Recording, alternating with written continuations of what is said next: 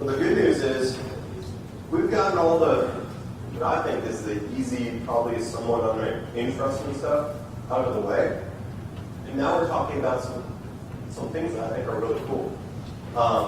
Elements of secure design. How do you create applications that are properly architected? How do you start building something from the ground up instead of just identifying the issues after something is already built? Right? So that's the goal of this. So identify common elements in secure architecture and design, and then tie those principles back to what we've learned, the application security stuff. So these are the elements of secure design: authentication, authorization, data confidentiality and integrity, non-repudiation, and auditing and availability. In terms of authentication, authentication is identifying a user to a system. And there's several different ways to do this in theory as well as in practice. In theory, we have a few different ways. We have something you are, biometrics, right? That's the retinal scans, the handprints, the thumbprints.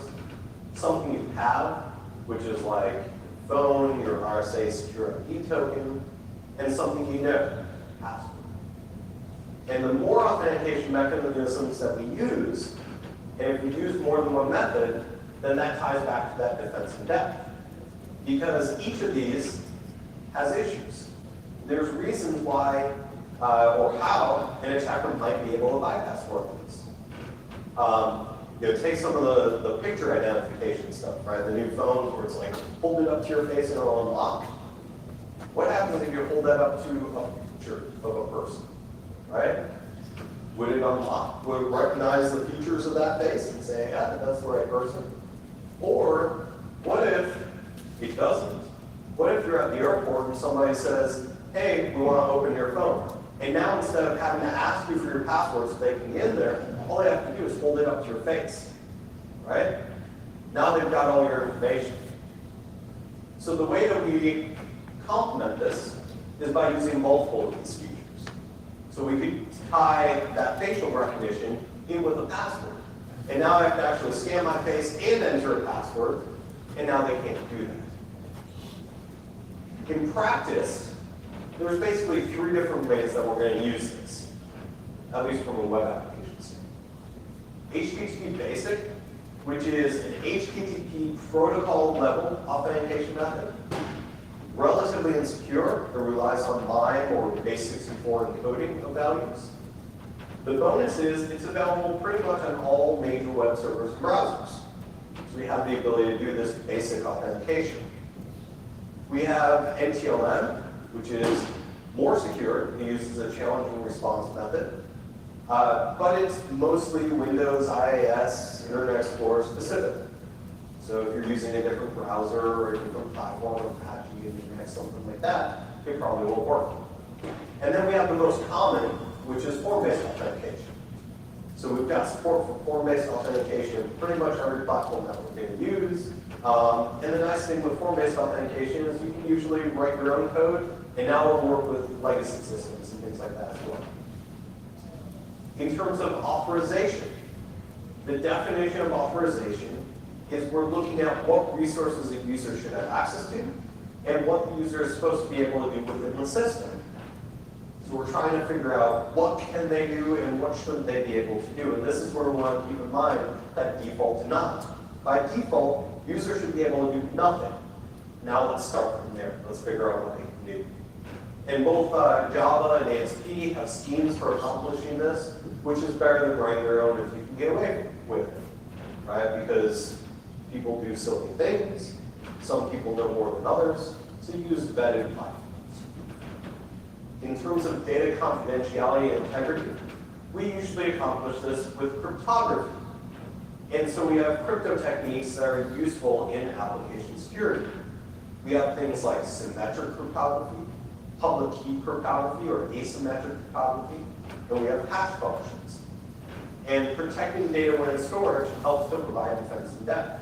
When Dan talked about the SQL injection, if you can just run a SQL injection exploit and get back all the data, it's game over.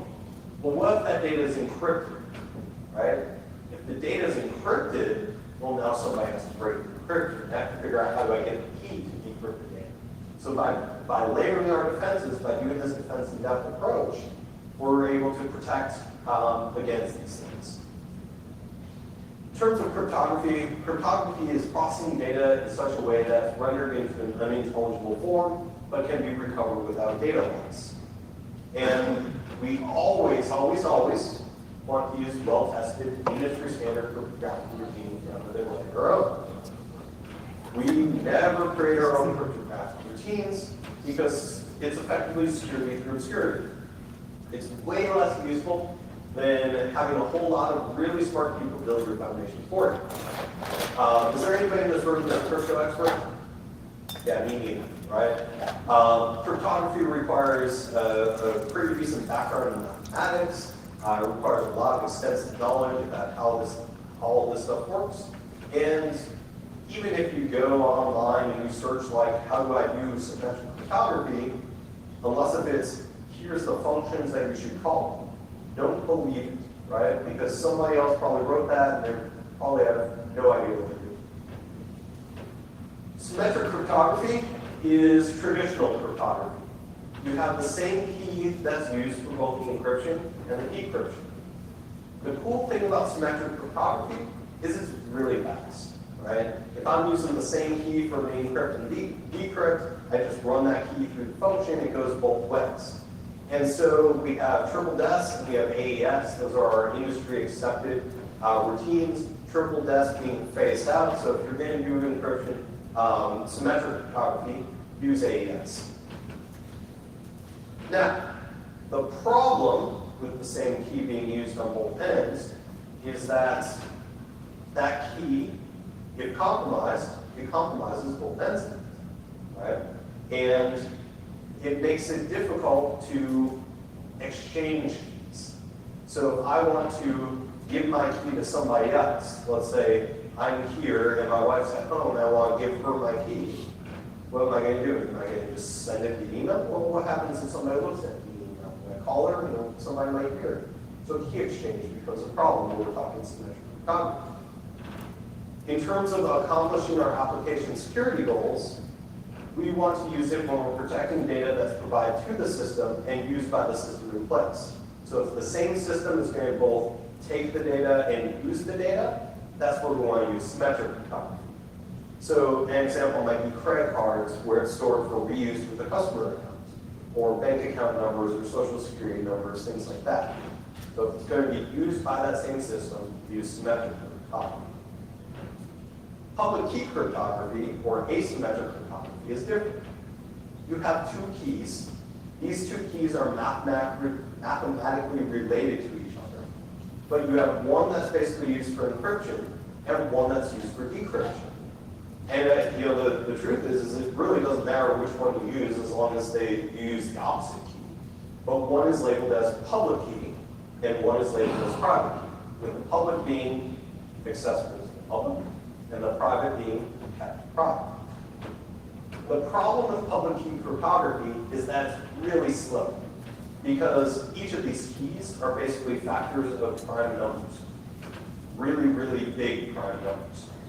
And so it's going to take a lot of time in order to calculate the mathematics around that. The positive thing about it is that key management is greatly simplified. Because if I'm trying to do a key exchange with my wife, and I want to send her something securely, I send her my public key. Or, I'm sorry, she sends me her public key if I want to send data to her. I now take her public key, I encrypt the data that I want to send to her, and I send it to her. Because it's encrypted with her public key, and she's the only person who has the private key, I can then send that on, and I know that she's the only person on the other end who can decrypt that information. Likewise, if I want her to be able to respond back to me, I send her my public key, she encrypts the data there and sends it back to me, and then I'm the only person who can decrypt it with my private key, right? So key management is way easier because I can give everybody my public key because I don't care if you guys send me encrypted messages. I don't even care if you decrypt those messages because they're meant for me and only me, right? So RSA is a good example of public key cryptography. In terms of accomplishing our application security goals, we use it to collect data that's provided to the system and then is used by other systems. So we use that public key on the systems that basically are encrypting the data, the systems that are maybe, low trust, those web systems. We encrypt the data there and we stick it in the database. And so even if somebody were to compromise those systems and they get access to our public key, all they can do is encrypt data. They cannot decrypt data with that public key. So the public key is stored and used on our least protected systems. And then our private key is what's used to decrypt the data on our higher trust systems. That makes sense? Now the interesting thing is when it comes to web browsing, right? We hear about SSL certificates all the time. Which do you think it uses? Both. Do you think it uses symmetric key or private key? I heard someone say. What's that? Non-symmetric, asymmetric? It actually uses both. So, the public key cryptography piece is the certificate piece, right? That's the slow piece when we first initiate that connection, because I have to go and I get their certificate, and I validate their certificate, and I make sure that the data that I'm getting from them is correct. And we use that to effectively negotiate a key exchange. So once I know I'm talking to the right person, I can send them the information about how to talk back to me.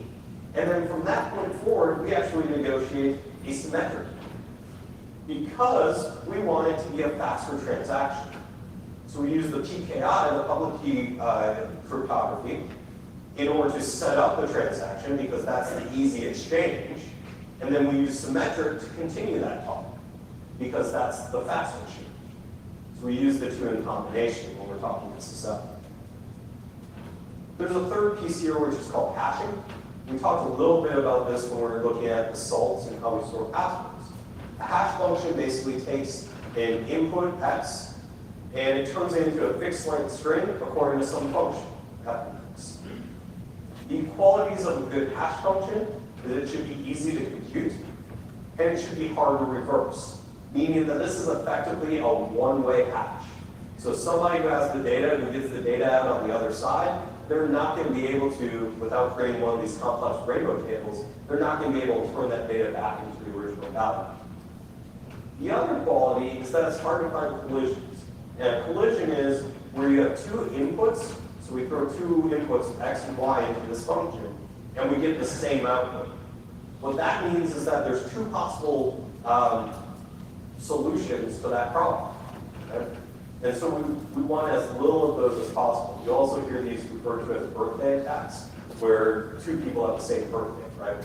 That's the same kind of thing.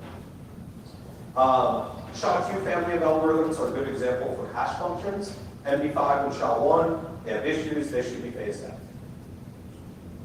So how do we use hash functions to accomplish our application security goals? We avoid storing actual data when it's only needed in the future for comparison. So take your password as an example. Once you've entered your password into an application and you've authenticated with the system, is your password ever used from that point forward? No, right? Your password from that point forward turns into a session, and that session is what you use to stay authenticated with the server. So what if, instead of storing the password in the database, what if we hash the password? And then we store the hash because we know the hash is non-reversible. We don't go from the hash back to the original password. Well, now when we authenticate a user, they enter their password, we hash the password, and then we compare it to the hash that we have stored in our database. If the hashes match, then we know that they entered the same password that we stored earlier, right? Well, then we get into the whole rainbow tables thing that we talked about earlier, and that's why we have salts. And we have the salts for each of the users, and now we're hashing the password plus the salt and storing that. But in any case, it's something that we can calculate, but it's non-reversible. We never get back to that user had that password. If we can do that, then we have a significant problem. Other things that you might want to store as a hash, maybe you have social security numbers where you're only using it for identification, API keys, things like that. Non-repudiation auditing. So secure applications need to provide the ability to determine what happened and what didn't happen. So the way we do this is with non-repudiation and auditing. Non-repudiation is the ability of a training partner to prove or disprove having previously sent or received some message to or from another person. So humans do non-repudiation. Computers help provide evidence to support those evidence. So the techniques we use to implement non-repudiation are what's called a digital signature, which I'll talk about in a second, and logs. Digital signatures simulate a manual signature. They say, I agree with what this document says. And so there's two operations with a digital signature. There's the signing, just like you would sign on a document. And then there's the verifying, which is saying that signature belongs to that person, right? And only that person.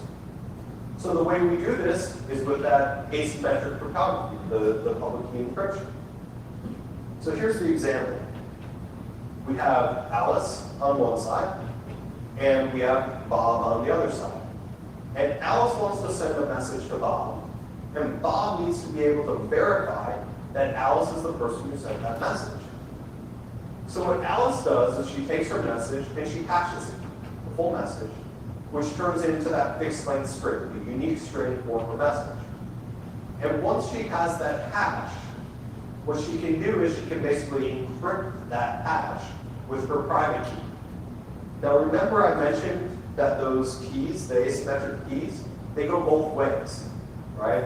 So I can encrypt something with my private key and it decrypts with my public key, or I can encrypt with my public key and it decrypts with my private key. We're going to encrypt it with Alice's private key. Now Alice is the only person who has that private key. But anybody can get her public key. That's publicly accessible. So then Alice goes, and she sends along the message to Bob. We're not worrying about confidentiality. We're just worrying about saying that Alice is the one who sent this message. And then she sends along the signature.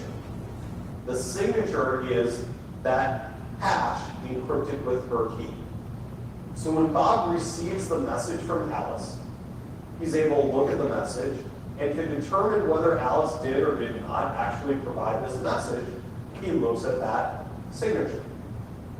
The way he does this is he hashes the message, and that hash is the same function that Alice used. Therefore, he should get the same result that Alice had when she originally had it.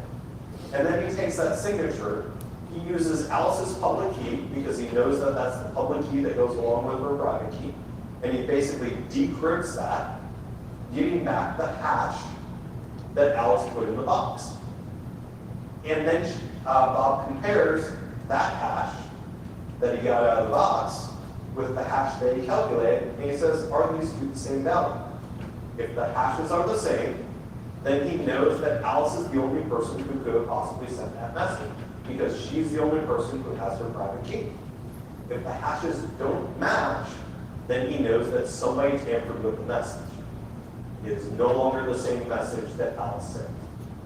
Does that make sense? Questions? I must be really good at this explaining because you guys are very quiet right now. All right. So, auditing. Audit logs preserve a record of when the events occurred and under what conditions they occurred. And as I mentioned earlier, one of the first things that somebody's going to that somebody's going to ask for if you're doing some sort of data breach investigation is, can I see the logs? Because you're going to use those logs to reconstruct the sequence of events that led up to that compromise. So we want to be careful about what we log, right? But we want to log enough information so that we can reconstruct those events. Why do we want to be careful about what we log? Well, you probably don't want to put passwords into the log. You probably don't want to put social security numbers into the logs or credit card numbers into the logs. There's no real point in logging those things. I once had a developer who would basically, he wrote an app that interfaced with the database. And he would read the database information from the config file. He would then connect to the database, and if the connection was successful, he wrote the database username, password, database name, and host name into the log file. So when I was going through the log file, one of the searches I ran, you guys can run this in your environment too if you do logging, look for the password for your database. And if it shows up in the log, you've got a problem. Because now that's data, sensitive data exposure. Okay? Other people are seeing that. That shouldn't. In Windows, you can use event log, or you can log the files. Availability. So secure applications have to be available for legitimate users to access. When we talked earlier with CIA, confidentiality, integrity, and availability. This is largely dependent on hardware and software configurations.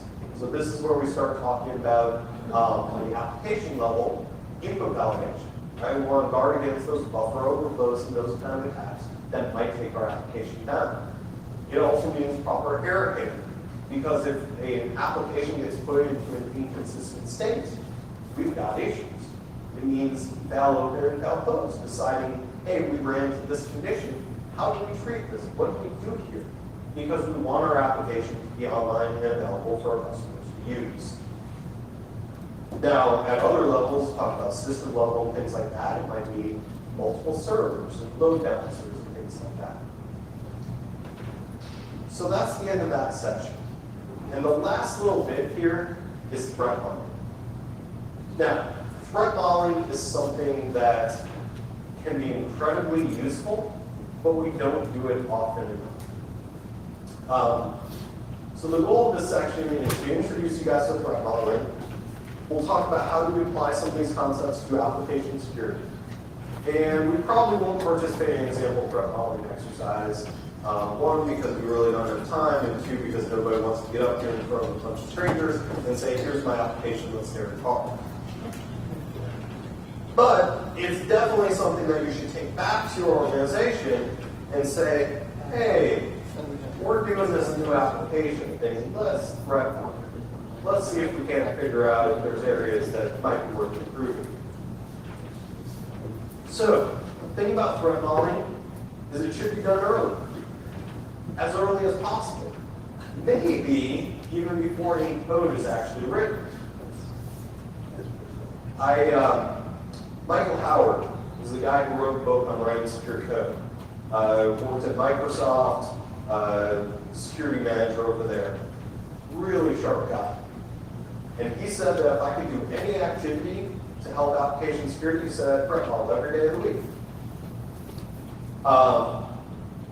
So it's something that's incredibly important and incredibly useful, but it does take some time. And Michael told us about the story. They were working on a new thing for Windows. It was years ago. I think he called it Castle, if I remember right. And it was this architecture where you had kind of like the keys to the kingdom, and think of it like a castle, where all the keys are basically surrounded by the castle, right? And then you would have all these other processes that had to communicate with the castle and basically request to get things out. And as they were doing this threat modeling activity, they were kind of understanding the pitfalls of this approach.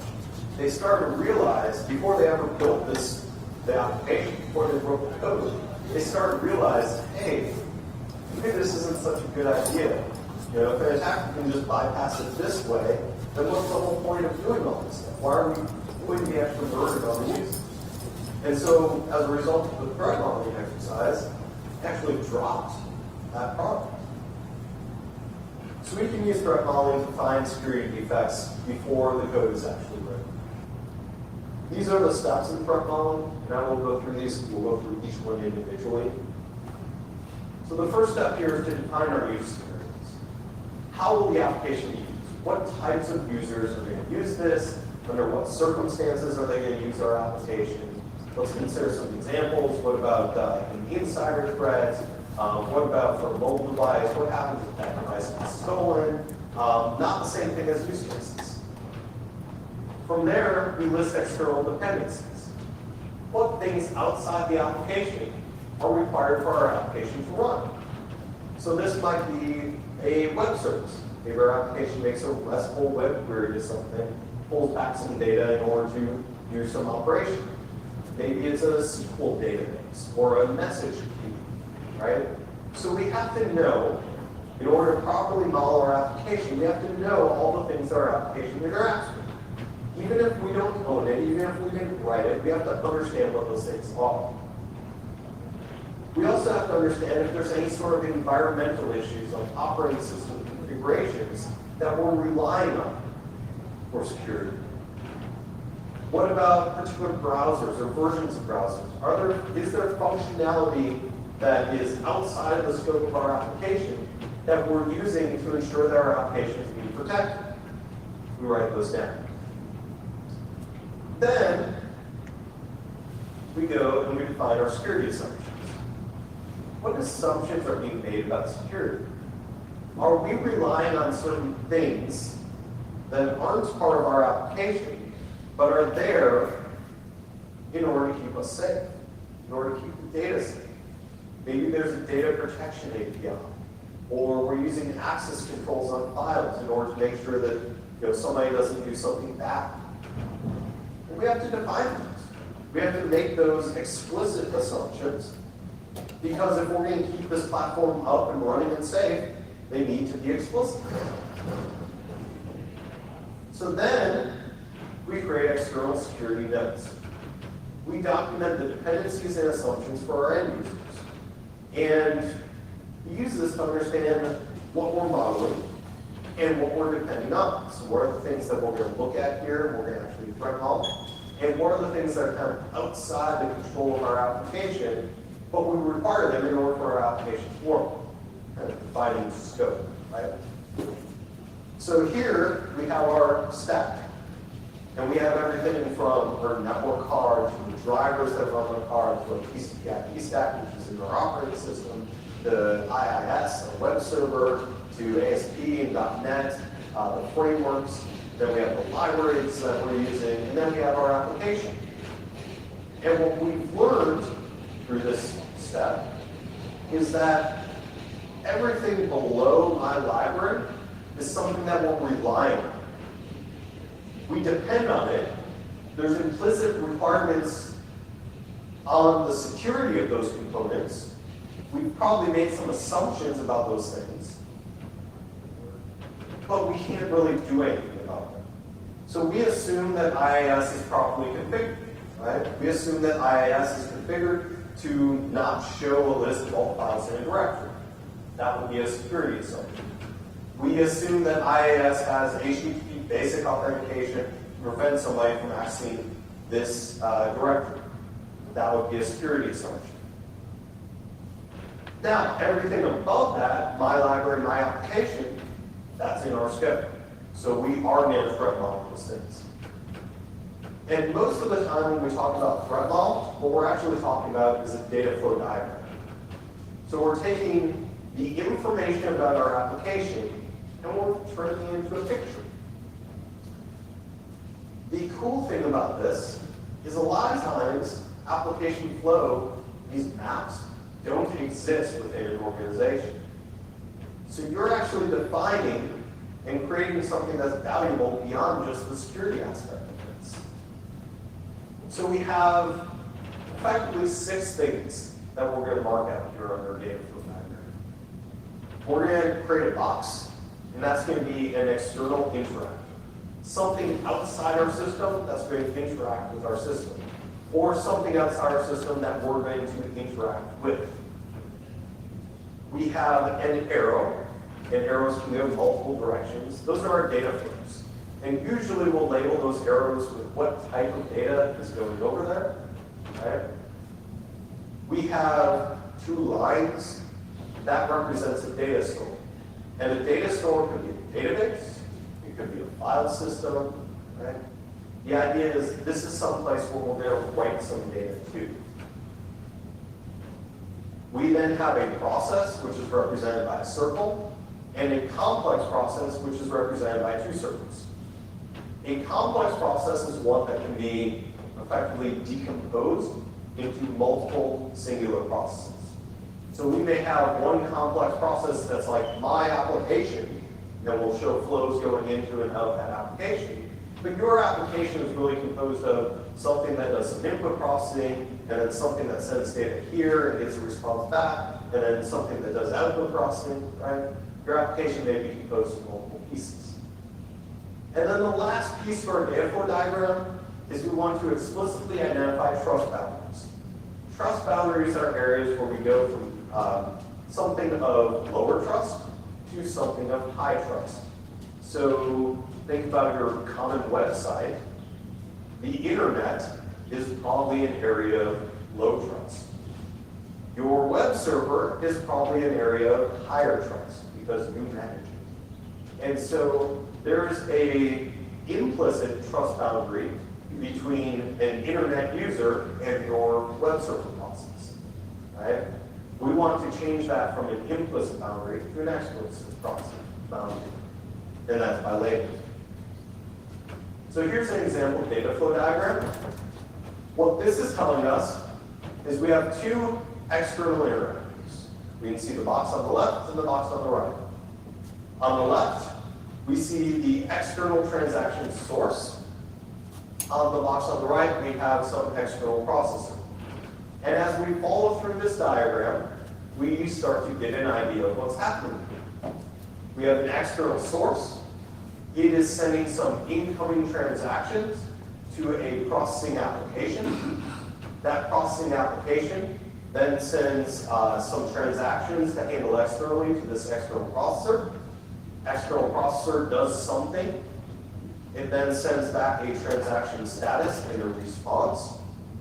Our processing application then goes from there and it sends some data to a log. In this case, it's our application logs. It then stores some data in the database and retrieves some data back from the database.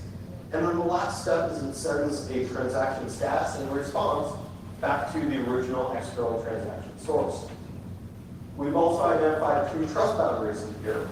We have a trust boundary between the external transaction source and our application, and we have a trust boundary between our processing application and the external processor. One could argue that there's another trust boundary, possibly two, between the processing application and that Oracle database. Probably depends on whether that database is local or not, right? If it's local, maybe not. If it's external, then that database probably does have a trust boundary because we're probably going to have to authenticate with it. We're going to have to make sure that we are who we say we are when we communicate with it. Right? What do you guys think this is a diagram of? Come on, all day I've been talking to you guys. You guys talk to me. What do you guys think? The processing application is sort of medium. Yeah? One is the source. Is there a credit card processing? Yeah, I heard back there. Credit card processing, right? So our processing application, our external processor, is a customer. Our customer is utilizing our application, and at some point they say, I want to buy something. So we have this external processor that's actually the credit card processor, and we send some information. We send them a transaction.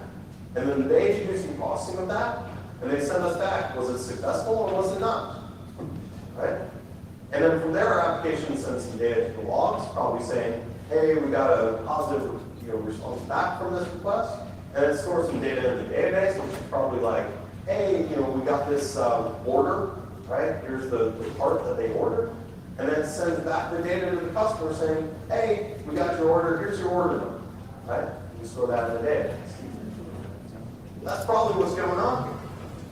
So what we've seen is we've taken an application that none of us had any idea, none of you guys had any idea about what this thing did. And in a few symbols, one picture, you guys are able to ascertain what this guy is doing. You can look at this picture and say, hey, there's a couple of things that are outside of this that are talking to us. And we probably need to do some additional things to authenticate those, to make sure we are who we say we are, and they're who they say they are. So the next step, once we create our data flow, is to determine the threat types. So Microsoft used what's called Stride. Stride is basically taking that CIA, the confidentiality, integrity, and availability, and expanding it. And so now instead of those, you get spoofing identity, tampering with the data, repudiation, information disclosure, denial of service, and elevation of privilege. Those should sound pretty familiar because we've talked about these throughout the day today, right? We talked about denial of service, we talked about information disclosure. So, now that we have Stride, we know of our different types of threats, we can identify how the threats, the different threats to the system. So we enumerate all the assets in our threat model, and certain types of threats only apply to certain types of assets. We can do what's called a threat tree.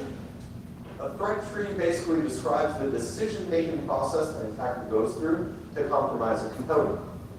It can also be described textually to act as a more concise method, but in this case what we have is we have a threat, spoofing a web server. And it even says spoofing. So, to spoof a web server, it requires two things. One, we need to create a machine with the same name, and, you can see that little and up there, knock out a valid machine. Now, creating a machine with the same name, that doesn't require any special skill, right? Probably. So the threat that we're trying to do here is knocking down the valid machine. And what we do is we identify all the different ways that we could potentially do that. So we might do DNS hijacking. We might flood the server with bad IP packets. We might turn off power to the server, and we might rename the server. Those are all ways to knock out that valid machine. And in this case, we said, all right, turning off power to the server. What does that entail?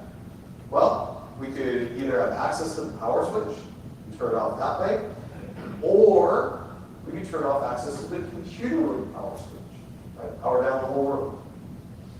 And from both of those, we determined that physical access to a restricted area is required, and that's probably not going to happen.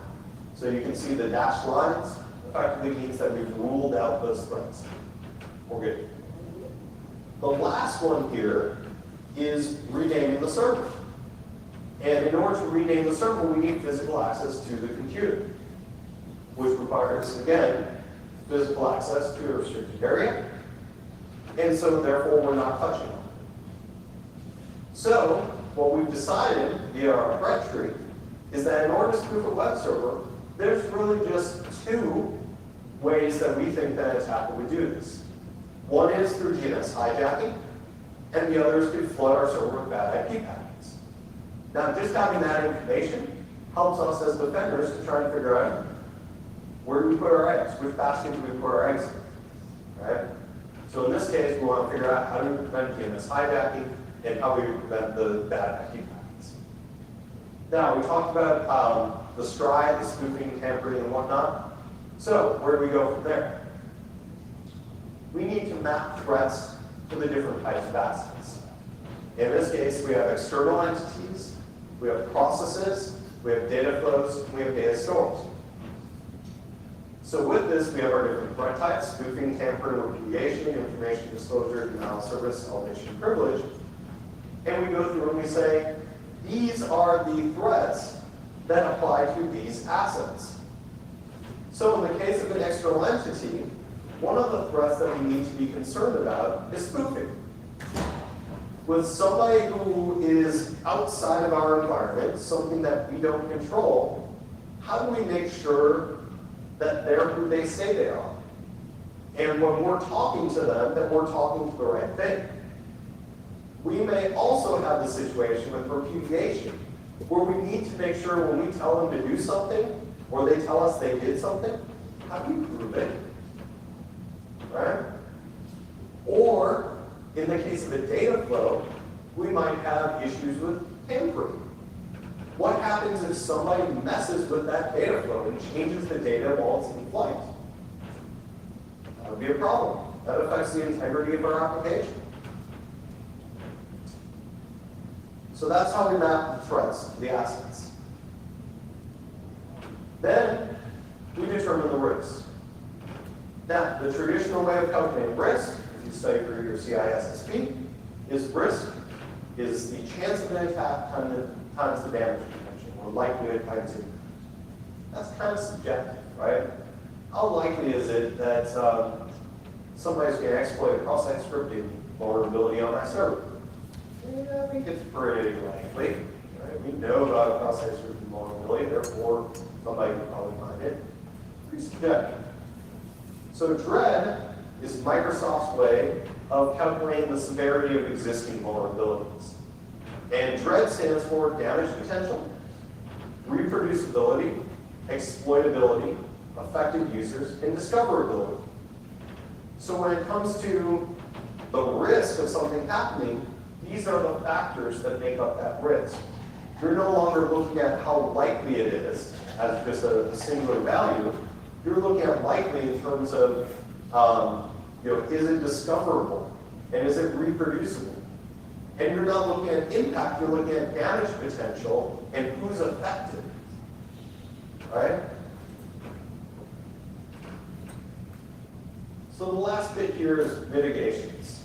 Once we know about the issues, we know about the threats, we know how they affect our assets, we've identified the risk, and we have to decide what are we going to do about it. And the first answer is we can do nothing. We could accept that this is a problem and say we don't care about doing anything about it. And that's a perfectly acceptable answer if you have a proper risk acceptance process in place. That's where the simpler stuff comes in, right? You could remove the feature, right? We have a problem here. Let's just get rid of the problem, and we're done. You could turn off the feature, say it's there, but you've got to explicitly turn it on, so you're kind of taking fate into your own hands. You could warn the user and say, hey, this is a problem, you shouldn't do this, but if you do it, here's what's going to happen. Or you could cover the threat with technology. Maybe this is one of those situations where you say, yeah, that's a problem, we're just going to buy a weapon. Right? You got lots of money, you can throw a weapon there, it's going to solve all your problems.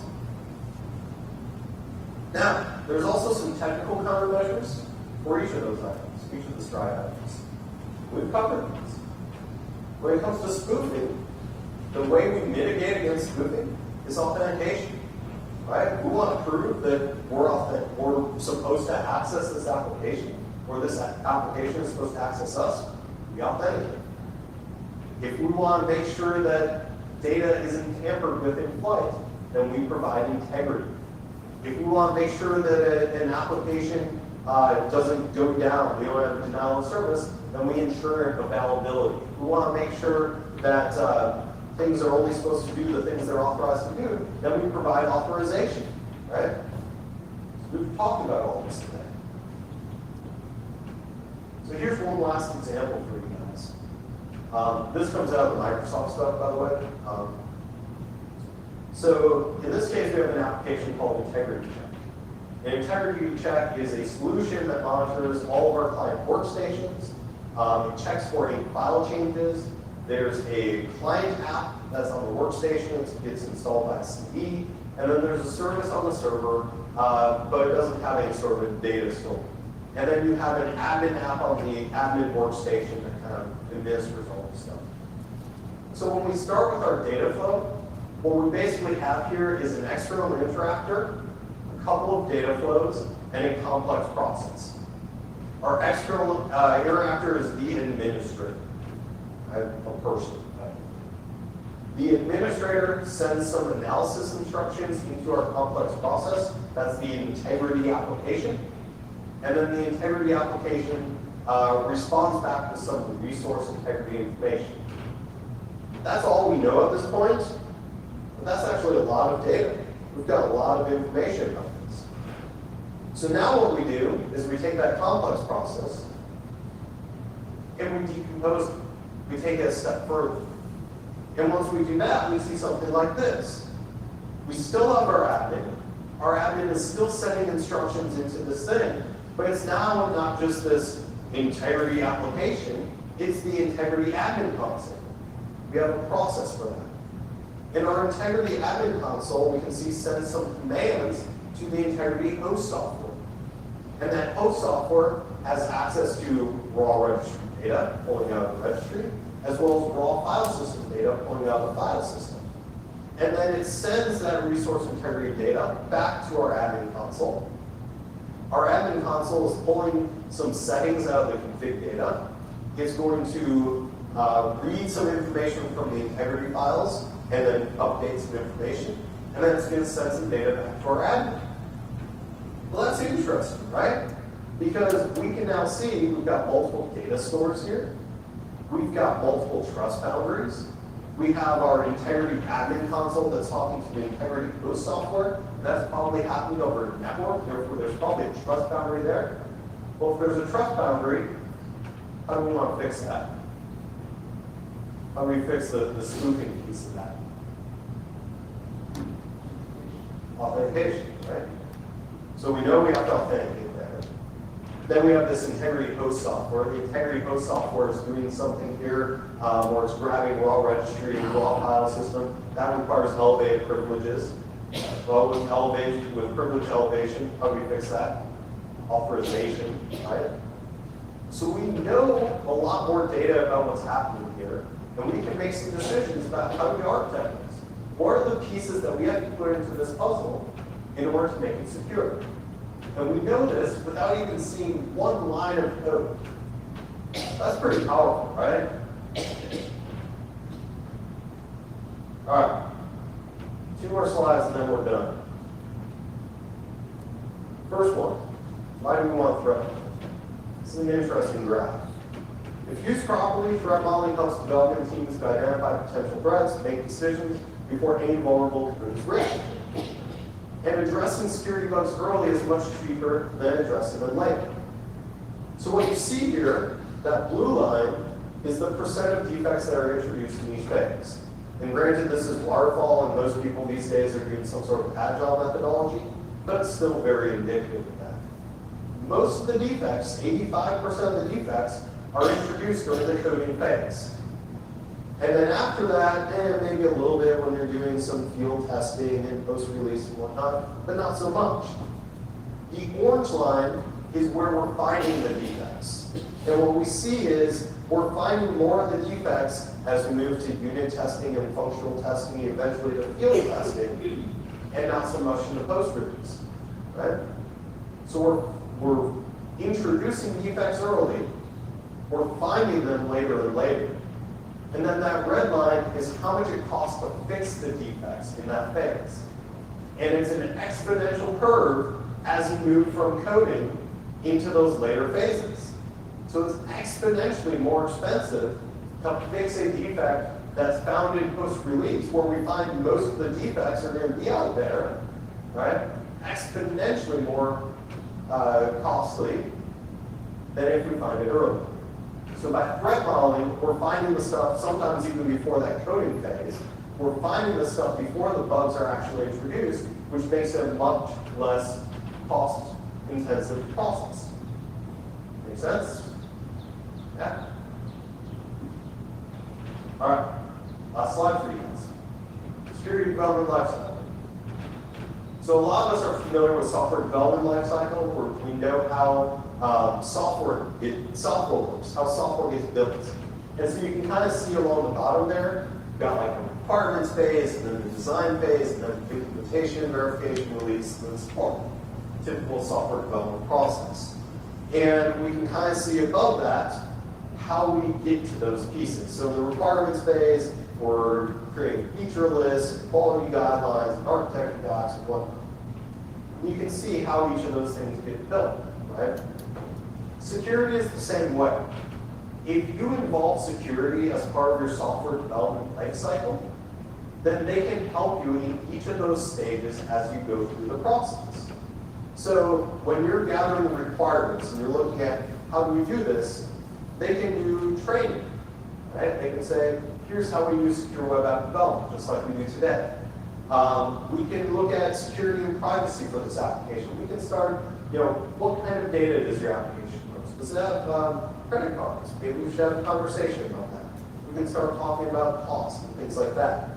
As we move into the design phase, we can start talking about design best practices. We can talk about some of the best practices we talked about earlier today. Maybe we do a security architecture and attack surface review, or we look at the risks that are involved with this particular application. As we move into implementation, now it's tools. How do we, what are tools that we can use for best practices? What are testing practices that we can use? As we move into the verification, we're starting to get ready for production, right? So maybe it's incident response plans. What happens if this gets broken? Who do we talk to? How do we escalate? Maybe it's some final security push or pen test to verify that the application does what it's supposed to do. As we release, it's the final reviews. It's making sure, all right, did we cross all of our T's, and we got all the I's, and we're in a good place. And then once it's out there, it's making sure that if there's an issue, that we're prepared to respond. And this is one of the reasons why you start hearing of all the agile stuff, all the DevOps stuff. They start putting DevSecOps, right? Because security is really a partner with development. We're all in this together. If your application gets hacked, we're all spending late nights in the office trying to fix it. So security is a partner in all of this. And if you have questions about how something should work, if you have questions about how do we fix a vulnerability that we found, it's a team. We're all working together. Right? So, with that, I'll open it up to questions. If you guys don't have any questions, hope to see you tomorrow at LASCON. Yeah. Questions? I noticed the last two sessions, the architecture design or security architecture design, the sessions in the morning and not in the original, the link we provide. You're not in the link that they gave? I may have edited it afterwards. So if you, yeah, I'm happy to get that out. Send me an email. I'm happy to do that. Any other questions? No? All right, thank you guys. Thank you.